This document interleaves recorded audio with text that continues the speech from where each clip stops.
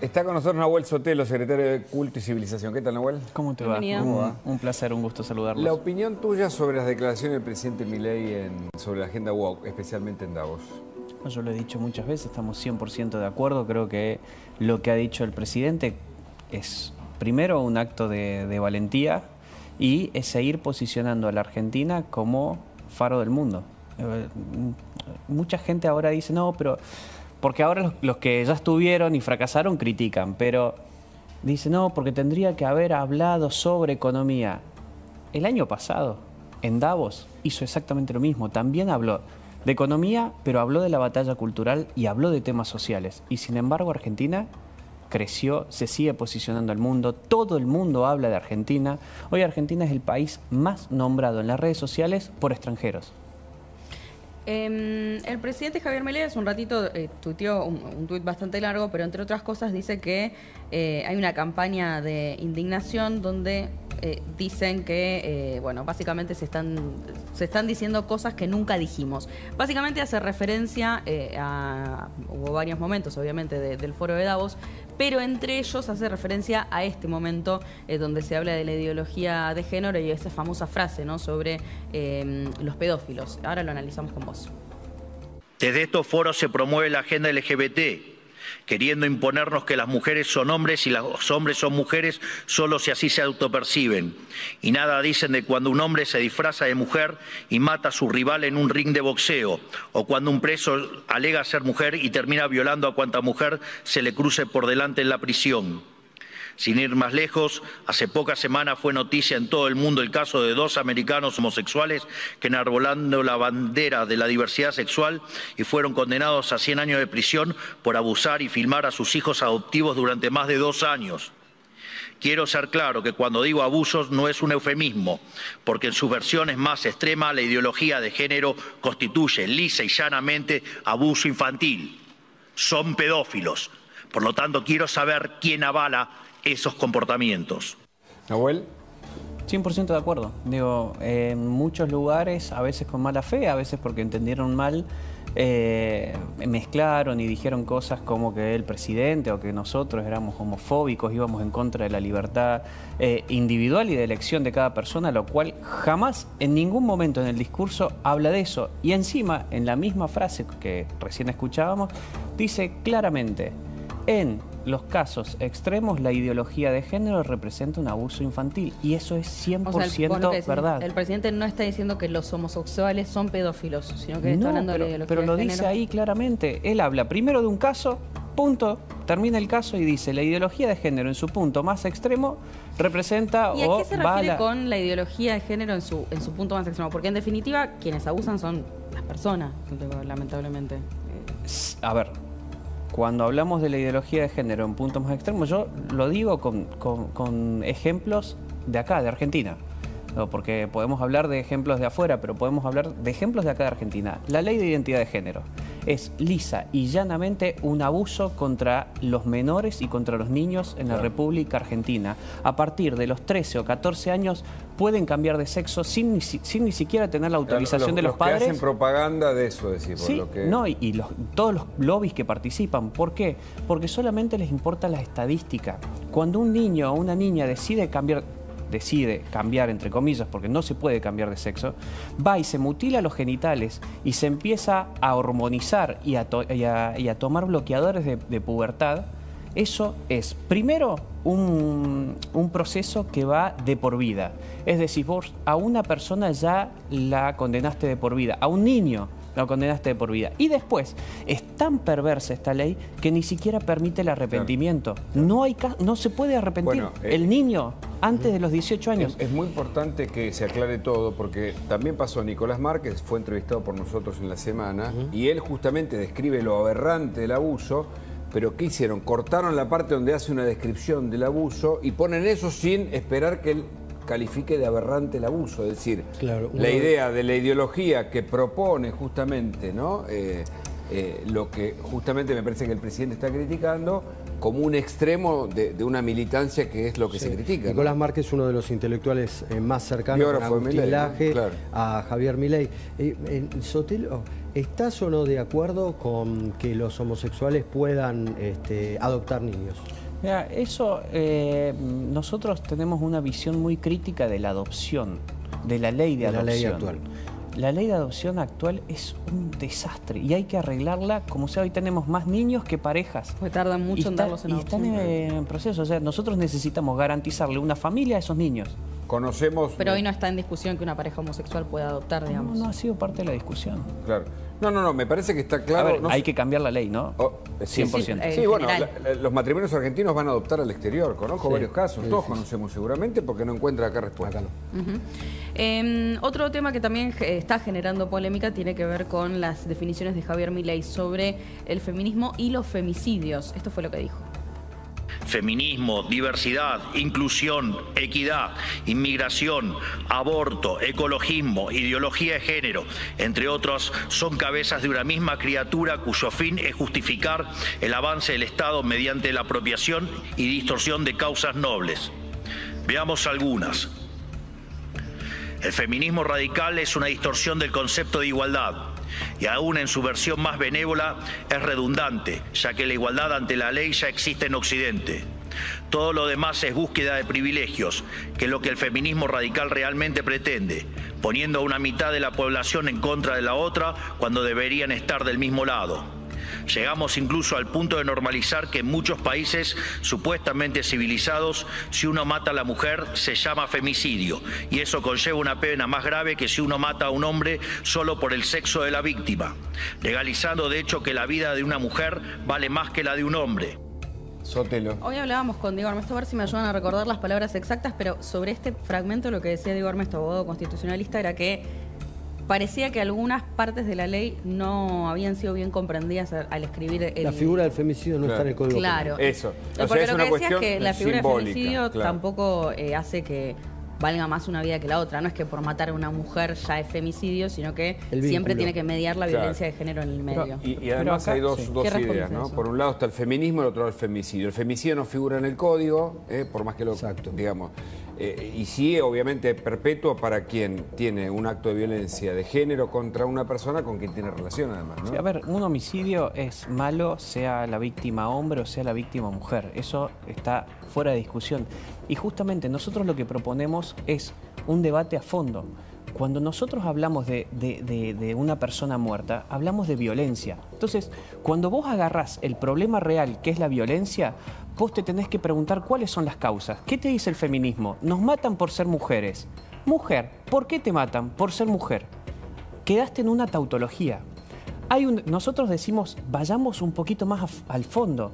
Murió una mujer. ¿Por qué murió la mujer? Porque aumentó la violencia. ¿Por qué aumentó la violencia? Porque hay falta de empleo, porque hay hacinamiento, porque aumentó el consumo de drogas, porque aumentó el consumo de alcohol. Ese es el verdadero problema. Ahora, cuando vos le agarrás y le metés a la violencia una cortina de humo ideológico, lo único que terminás teniendo son ministerios de género que no sirven para absolutamente nada y marchas que no sirven para absolutamente nada, sino todo lo contrario. Pero no tiene que generan ver con, el efecto contrario. Con un tipo de relación tóxica y no solo del hombre hacia la mujer. De hecho, antes mencionábamos el caso de Nair Galarza en Entre Ríos, que también por una cuestión de su vínculo, género, sí. La mujer termina teniendo una cadena perpetua. Ahora, ¿no tiene también con algo que ver con lo cultural de creer, quizás una generación o varias generaciones, de creer o de tomar a la mujer como una posesión, como una cosa que Eso son lo dice la sus dueños? criminología también, ¿no? Digo, no lo decimos solo nosotros, que se ha probado. Una cuestión de falta de educación, de cultura. Control, costumbres. posesión, cuestiones que se han probado en estos casos de violencia de género de un hombre a una mujer. Y ahí es cuando surge lo de por ser mujer, no solo por ser una mujer, sino por cuando se cree que hay como una posesión sobre la mujer. Pero ahí volvemos a lo mismo. Ahí hay crímenes pasionales, hay crímenes por mala educación, hay un montón de cosas, pero nosotros necesitamos atacar la causa, el por qué se llega a eso. Pero la causa no tiene que ver también con ver a la mujer de una manera... Nosotros la vemos igual ante la ley, nosotros no defendemos... digo que la sociedad esté hoy considerando que la mujer... Digo, el que es asesino y es violento, es asesino y es violento, de entrada. Ese asesino y violento, si considera que la mujer es menos que él, puede llegar a tener más saña y por eso la justicia lo está penando más. ¿Esas cosas no se ven en la sociedad hoy? El asesino siempre va a creer que la otra persona, independientemente de cuál sea la víctima, es menor. Por eso ataca y por eso mata a la otra persona, independientemente del sexo. Pero volvemos a lo mismo. Nosotros, analizando la violencia por cuáles son los motivos verdaderos por los cuales hay violencia, hemos logrado que el índice de homicidios baje. Claro. Digo, el resto, con ministerios de género, con este verso de la ideología de género, del feminismo, aumentó. Los casos de... Contra mujer descendieron. En el país. En el país. 301 contra 318 según la Casa del Encuentro, que viene haciendo desde hace muchos años. Busquemos los datos de seguridad. Porque es muy importante explicarle a la gente, porque muchos después malinterpretan. A ver, el femicidio como palabra no existe en la ley. En el código no está. En la ley existe que el homicidio puede ser agravado por violencia de género y obviamente de dos personas que tienen relación. Exacto. Eso es una cadena perpetua. Pero femicidio no está. Entonces la pregunta que viene después es, si femicidio no está en la ley, aquellos que quieren utilizarlo porque dicen es una cosquita simbólica, ¿ustedes no lo ven bien? O en todo caso, eso es lo que están discutiendo. Nosotros vemos que utilizan a la mujer justamente como una herramienta política. Nosotros respetamos a la mujer, respetamos al hombre y vemos que el mayor problema que hoy hay es la violencia. Digo, es más, me acuerdo una vez, no te quiero mentir, 2016, 2017, decían que moría una mujer cada 30 horas. Sí, es un dato que me parece que está bastante... Analizaba los datos y ¿qué tenías? Una mujer muerta cada 15 horas. Pero ¿qué pasaba? Como le agregaban esta cortina de humo, no importaba las mujeres que habían sido asesinadas por mujeres.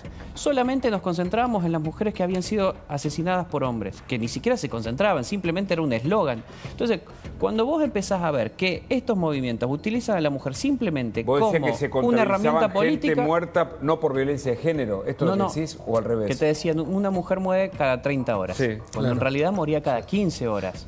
Pero ¿qué pasa? Esa mitad de muertes que no estaban contabilizadas en esa famosa frase, ¿por qué no estaban contabilizadas? Porque habían sido asesinadas por mujeres. Pero la frase siempre es por violencia de género. O sea, hoy, por ejemplo, es una mujer cada 27 horas por violencia de género. Pero, y ahí yo te pregunto, ¿qué es la violencia de género? Justamente cuando hay alguien que básicamente cree que sos menos por tu género. No, y por eso te maltrata, lo que dicen etcétera. Es justamente que el motor de la violencia es el odio al género.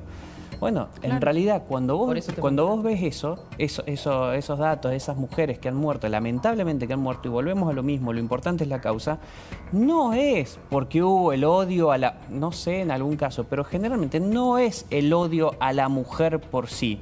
Ha sido o por un crimen pasional, o porque hubo exceso de droga, exceso de alcohol, o lo que sea. Y ahí está el problema, ahí es donde nos tenemos que enfocar. ¿Formás parte del proyecto que el gobierno va a mandar a ordinarias, al Congreso? No, yo en eso no estoy. No, pero como asesor, como secretario de... No estoy en la Cámara de Diputados y no formo parte de eso. ¿Puede pedir opinión en una mesa de trabajo? Por eso. Sí, claro, pero no, en este caso no. Ok.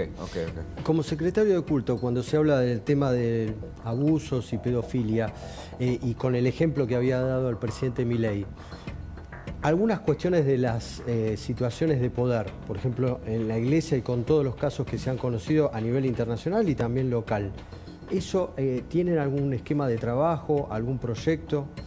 Mirá, en eso nosotros sí hemos tenido charlas, la Iglesia Argentina, y a través del último tiempo en la Iglesia Mundial eso se ha denunciado muchísimo. Y hoy actualmente hay varios curas que están en proceso de tanto en el juicio legal como en el juicio canónico, y nosotros eso tenemos unos datos, pero también ahí, y voy a hacer, y por ahí a muchos no les va a gustar, pero cuando se analizan los casos de violación, porque yo entiendo esa lucha, no te lo digo a vos, Luis, pero en general hay una lucha contra las creencias, contra la Iglesia, contra las comunidades que creen, judíos, católicos, etcétera, evangélicos, etcétera.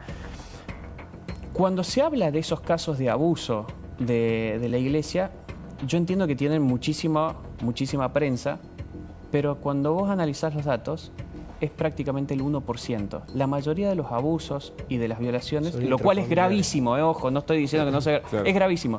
la mayoría se da en las violaciones intrafamiliares y de docentes para con alumnos. Claro. Y nadie está diciendo, che, los docentes son violadores y etcétera. Hay como ¿no? un revisionismo Nunca que claramente tiene esta administración, que es interesante por lo menos plantear sobre la mesa y aclararlo lo más posible. Por ejemplo, otro de los conceptos es el tema de justicia social, que también ha generado controversia.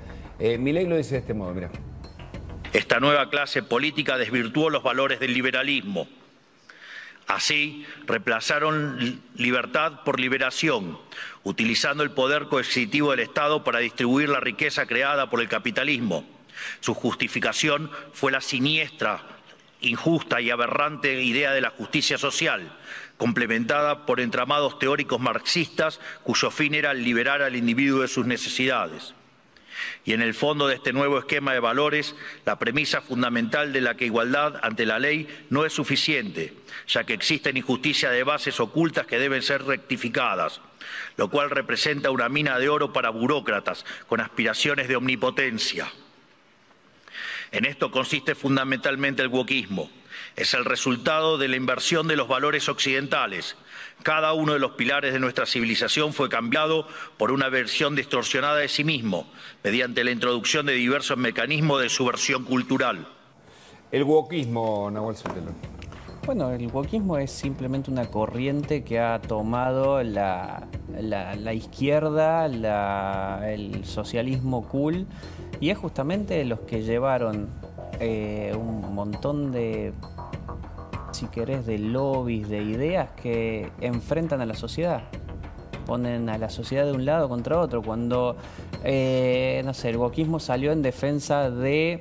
no sé, en ese momento era del racismo y no es que llegaba, nosotros estamos absolutamente en contra del racismo, pero ellos, de hecho desde el inicio, enfrentaban a los negros contra los blancos. No es que van a buscar un consenso, buscan siempre enfrentar. ¿Por qué? Porque hoy, actualmente, el socialismo del siglo XXI ya no puede enfrentar y hacer la lucha de clases entre el empresario y el trabajador. Porque el trabajador no quiere salir a matar al empresario como era antes. Entonces, ¿cómo se logra llevar esa división que es de donde se nutre el socialismo o el comunismo en su momento? ¿Cómo se lleva? Bueno, se lleva al campo cultural. Y ahí es donde van enfrentando negros contra blancos, homosexuales contra heterosexuales, pro aborto contra pro vida. Yo estoy pensando, ¿no?, lo que pasa con el tema recién en Estados Unidos, que todavía es un problema.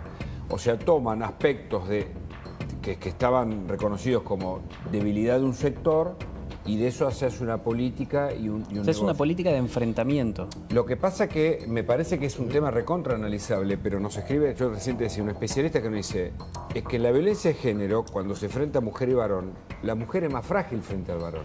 Y esto es lo que también la ciencia descubre y aporta, ¿entendés? Es un tema, pero paradójicamente nosotros defendemos y decimos, ojo, que vos te estás metiendo en un tema que después te van a criticar porque estás tratando a la mujer como algo, como como débil frente al hombre. Si nosotros estamos defendiendo eso, y por eso en los deportes decimos, che, el hombre que se hizo cambio de sexo, que no cambió, pero que se hizo esas operaciones, no puede competir porque tiene distintas características cierto, naturales. Sí, yo creo que en el caso del femicidio igual tiene que ver en todo caso con tal vez intentar... Yo creo que se ha politizado mucho, lamentablemente, todo en los últimos años. La figura del femicidio terminó incorporándose con el primer Ni Una Menos. ¿Se acuerdan lo que fue esa marcha? Que no había políticos, fue mucha gente que salió a la calle. Después muchas banderas empezaron a tener tintes más políticos. Las desvirtuaron.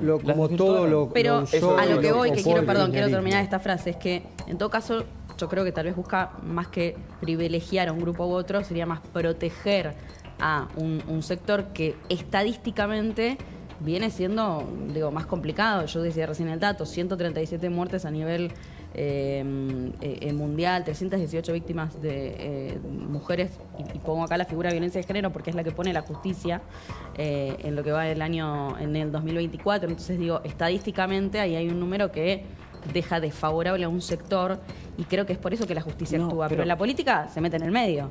Está bien, yo entiendo, y desvirtuaron la lucha, si querés, sincera de la mujer. O sea, lo que voy, perdón, repregunto, si es una discusión política esta, ¿o no? Para mí no, para mí volvemos a lo mismo, tenemos que volver a cuáles son las razones de la violencia, porque si yo te pregunto, ¿cuántos hombres murieron? No se mide. Muchísimos más que mujeres. Muchísimos hombres más que mujeres. ¿Y cuántos hombres fueron asesinados por mujeres? Nadie sabe. Entonces, cuando esto se va a una batalla política sin ninguna intención de resolver las cosas, Está bien, estamos pero no hay en un más problema. hombres asesinados por mujeres. Yo no lo sé, porque no hay una estadística, porque Vos decís que el eso no wokismo importa. es eso, es a partir de- invisibilizar una parte. Cuando vos tenés que hacerte cargo, y nosotros nos hacemos cargo como gobierno, de buscar cuál es la razón por la cual hay asesinatos. La violencia, por qué está aumentando la violencia o por qué aumenta la violencia, y nos tenemos que enfocar en eso. Vos decís que el péndulo se fue a un extremo y ustedes están revisando para intentar que eso deje de estar...